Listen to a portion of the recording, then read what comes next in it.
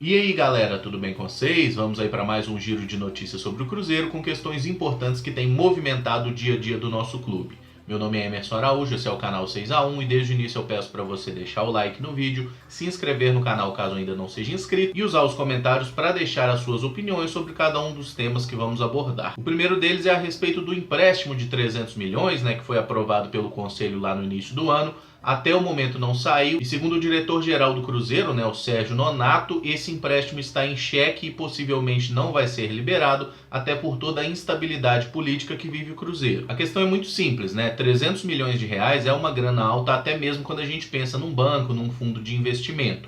E quando esse banco coloca 300 milhões em uma instituição que está sendo extremamente acusada, e parece estar de fato atolada em corrupção, os caras param, pensam bem, calculam o risco e saem fora. Quando um fundo de investimento resolve emprestar uma grana desse tamanho, obviamente é pensando no que eles podem arrecadar com juros, Ninguém empresta dinheiro se não for ganhar muito mais dinheiro que isso no futuro. A questão é que quando eles veem essa possibilidade de emprestar e ter diversas dificuldades para receber, o clube não pagar, enfim, essa inadimplência que está latente, porque o Cruzeiro já não paga ninguém, então é óbvio que não ia pagar eles também. Aí o fundo recuou, parece que não vai rolar mais o empréstimo e que bom que não vai rolar esse empréstimo. Por quê? A gente está vendo o Cruzeiro nessa situação horrorosa. Imagina dar 300 milhões na mão de Wagner Pires, Ittair Machado e Serginho, o que esses caras não iam fazer?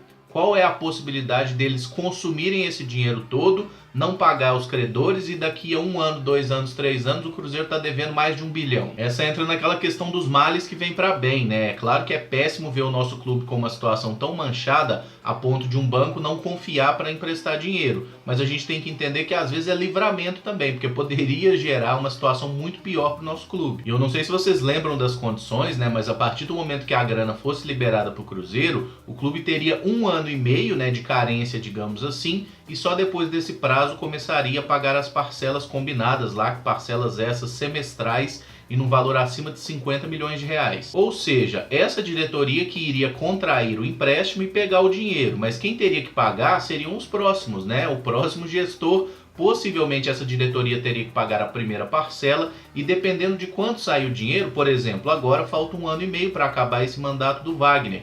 Então se o dinheiro saísse agora, o primeiro pagamento seria apenas do novo presidente. Vários economistas falaram na época que esse empréstimo poderia sim ser muito positivo para o Cruzeiro, para quitar as diversas dívidas que tinha, conseguir negociar algumas coisas para reduzir a dívida e ter apenas um credor. O problema é que, conduzido por quem não dá pra gente confiar que eles fariam as coisas de forma correta e honesta. Entrando nesse mérito da diretoria, o presidente Wagner Pires de Sá teve um vídeo publicado aí nas redes sociais do clube, fazendo uma espécie de pronunciamento à torcida, e o que mais se destaca nesse pronunciamento é ele falando que vai cumprir integralmente aí o seu mandato, não vai renunciar e aquilo que a gente sabia, Eles de fato não vão largar o osso. Mas aí a gente tem que entender uma coisa, não adianta o presidente falar grosso e tentar passar confiança para alguém, até porque ninguém mais confia nele, e vale ressaltar que na reunião que foi convocada pelo Conselho Deliberativo, se for decidido pelo afastamento do presidente e dos demais diretores, eles serão afastados sim, porque por mais que o Cruzeiro seja uma Coreia do Norte, esse poder o Conselho ainda tem. Desde que saiu aquela matéria do Fantástico, que já tem mais de 1 mês, no dia seguinte lá na Toca da Raposa, a diretoria fez um pronunciamento, uma tentativa de esclarecer os fatos que não esclareceu nada, e naquele dia já estava presente um jornalista que foi contratado pela diretoria, que é um cara especializado em gestão de crise. E o vídeo do Wagner Pires me passou a impressão que ele era praticamente um fantoche ali, estava parecendo aqueles bonecos ventríloco, só repetindo um discurso que estava roteirizado e provavelmente por esse cara que é o gestor de crise. E aí a gente tem que entender uma coisa, o presidente se posicionar através de um vídeo gravado, bem editado, que ele pode repetir quantas vezes quiser até chegar numa versão minimamente aceitável, é simples. Agora botar a cara, se colocar à prova, responder perguntas cara a cara, isso está fora de cogitação para eles. Mas o que me deixa realmente encucado nessa situação toda é por que o Wagner Pires segue abraçado em Ittair Machado e em Serginho. Pensem comigo, se quando pipocou esse negócio todo, se o Wagner tivesse mandado embora o Ittair e o Serginho, ou pelo menos os afastado, inicialmente, para que fossem feitas as apurações. Vocês não acham que isso teria, de certa forma, saciado essa sede de sangue da torcida? Vocês não acham que os ânimos teriam se acalmado imediatamente? Eu tenho certeza que teriam. Porque por mais que o Wagner Pires seja um cara que hoje tá todo mundo de saco cheio dele, o nosso bode maior é justamente com o Itai Machado e é justamente com o Serginho. Porque são pessoas que estão ganhando um dinheiro absurdo do Cruzeiro e não estão fazendo nada de bom pelo clube. Eu só consigo pensar na hipótese de que esses caras têm algum podre muito grande do presidente e que ele está de certa forma sendo pressionado ou talvez até chantageado. Porque é uma questão básica de estratégia. Se você é o único cara que foi eleito, né, o presidente é o único cara que tem uma certa burocracia para ser tirado do cargo. Se você queima de certa forma esses dois cartuchos aí, que são os caras mais associados pela torcida a essas supostas irregularidades, se você tira esses dois caras, você consegue ter mais capacidade de governar, mas eu não consigo entender por que o Wagner não fez isso. E nesse momento me parece que o trio vai de fato morrer abraçado, porque se o Conselho Deliberativo do Cruzeiro for minimamente decente, esse trio vai cair sim. Uma outra questão que veio à tona nesse fim de semana foi a respeito do volante Lucas Romero, né? O antigo empresário do jogador, o Alberto Staliano, acusa o Itai Machado de estar conduzindo uma negociação suspeita do nosso jogador e, inclusive, o Itai teria orientado o Romero a trocar de representante para facilitar essa transferência. Eu vou deixar o link da reportagem do Super Esportes aqui embaixo para vocês conferirem em detalhes essa questão, mas vamos entender a cronologia dos fatos. O Romero era representado por esse Alberto Staliano desde a época de Vélez Sarsfield. E esse agente, né, apresentou ao Cruzeiro recentemente uma oferta no valor de 5 milhões de dólares por 100% dos direitos do jogador, vinda do Cruz Azul do México.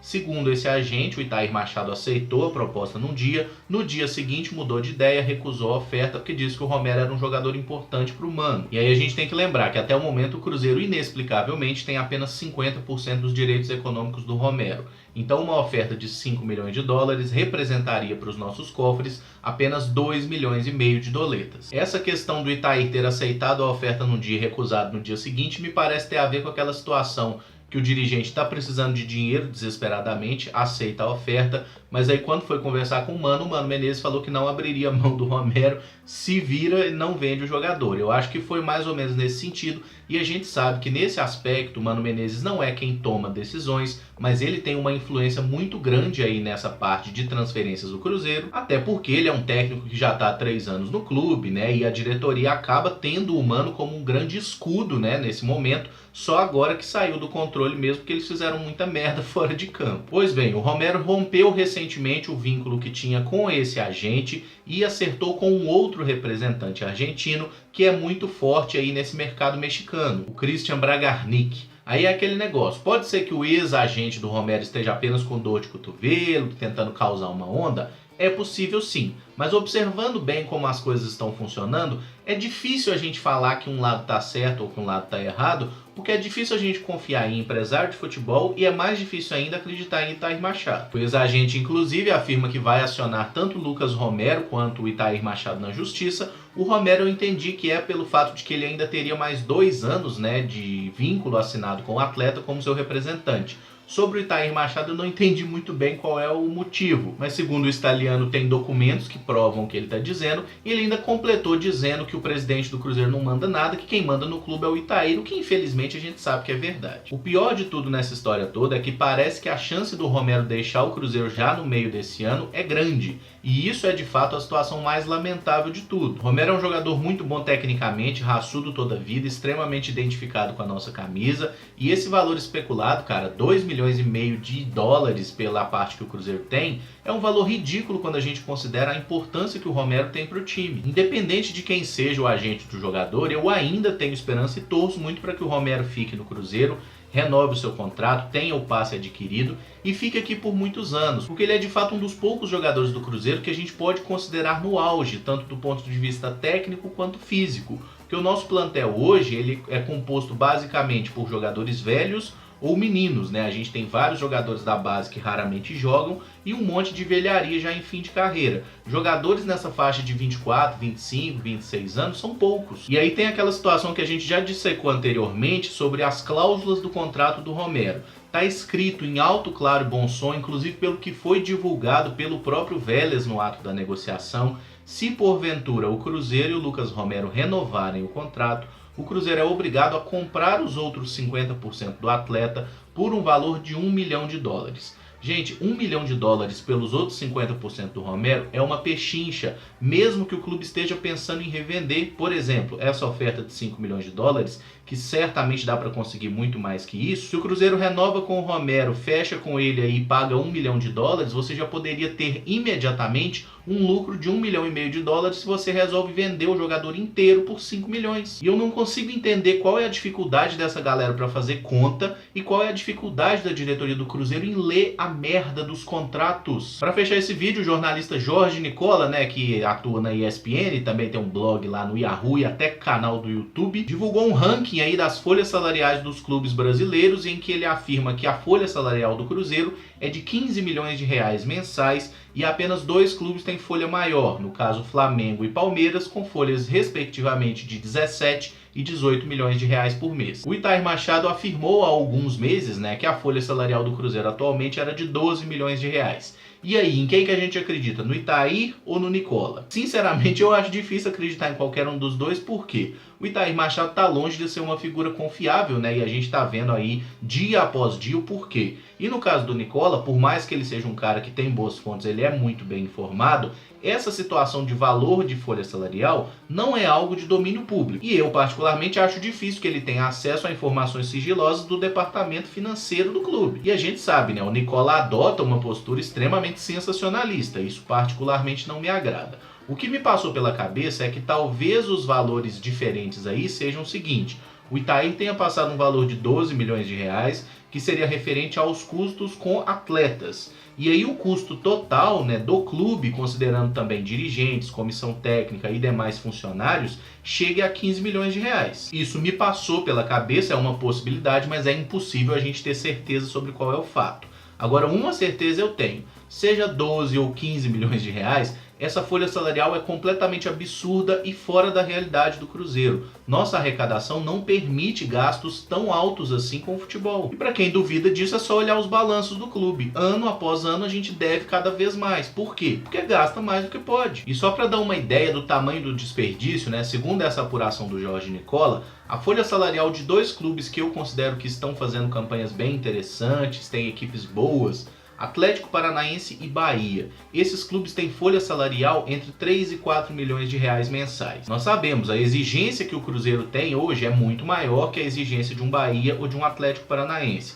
Mas se o clube tivesse profissionais mais capazes de enxergar o mercado, usasse melhor a categoria de base e parasse de gastar tanto em jogador velho, será que a gente não conseguiria, por exemplo, reduzir uma folha salarial pela metade aí?